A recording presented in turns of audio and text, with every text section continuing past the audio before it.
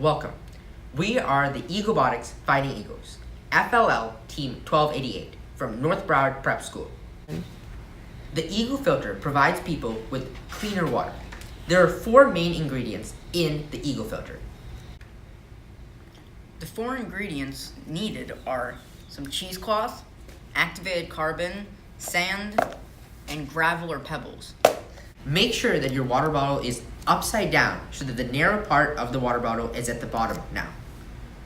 We will be supplying you with a 3 by 8 inch piece of cheesecloth.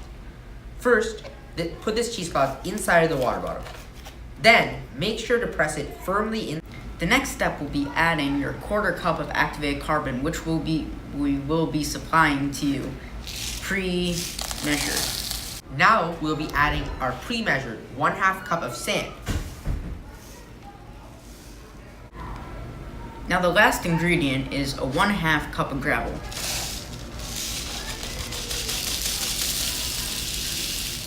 And your Eagle filter is done.